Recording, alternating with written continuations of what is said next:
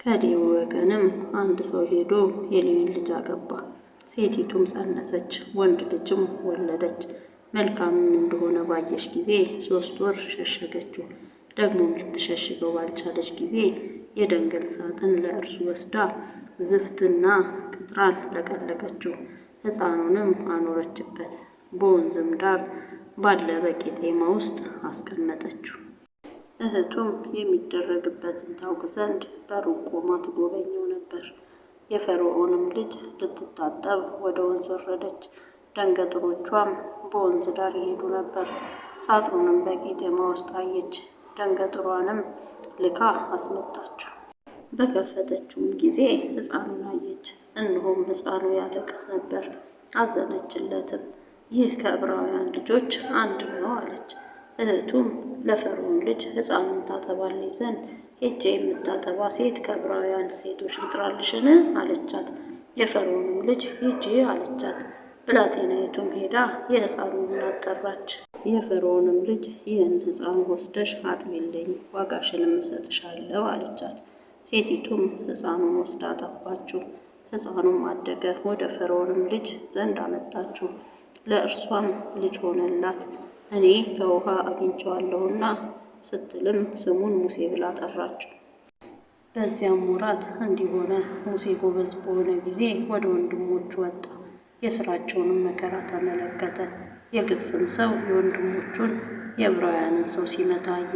ወዲህና ወዲያም ተመለከተ፣ ማንንም አላየም። ግብፃዊውንም ገደለ፣ በአሸዋም ውስጥ ሸሸገው። በሁለተኛውም ቀን ወጣ፣ ሁለቱም የዕብራውያን ሰዎች ሲጣሉ አየ።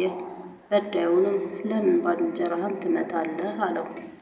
ያም በእኛ ላይ አንተን አለቃ ወይስ ዳኛ ማን አደረገ? ወይስ ግብፃዊውን እንደገደልከው ልትገድለኝ ትሻለህን? አለው። ሙሴም በእውነት ይህ ነገር ታውቋል ብሎ ፈራ። ፈርዖንም ይህን ነገር በሰማ ጊዜ ሙሴን ሊገድለው ፈለገ። ሙሴ ግን ከፈርዖን ፊት ኮበለለ፣ በምድያምም ምድር ተቀመጠ፣ በውሃም ጉድጓድ አጠገብ አረፈ። ለምድያምም ካህን 7 ሴቶች ልጆች ነበሩት። እነርሱም መጥተው ውሃ ቀዱ፣ የአባታቸውንም በጎች ሊያጠጡ የውሃውን ገንዳ ሞሉ። እረኞችም መጥተው ገፏቸው። ሙሴ ግን ተነስቶ ረዳቸው፣ በጎቻቸውንም አጠጣላቸው። ወደ አባታቸው ወደ ራጉኤልም በመጡ ጊዜ ስለምን ዛሬ ፈጥናችሁ መጣችሁ? አላቸው። እነርሱም አንድ የግብፅ ሰው ከእረኞች እጅ አዳነን፣ ደግሞም ቀዳልን፣ በጎቻችንንም አጠጣ አሉ። ልጆቹንም እርሱ ወዴት ነው? ለምንስ ያንን ሰው ተዋችሁት?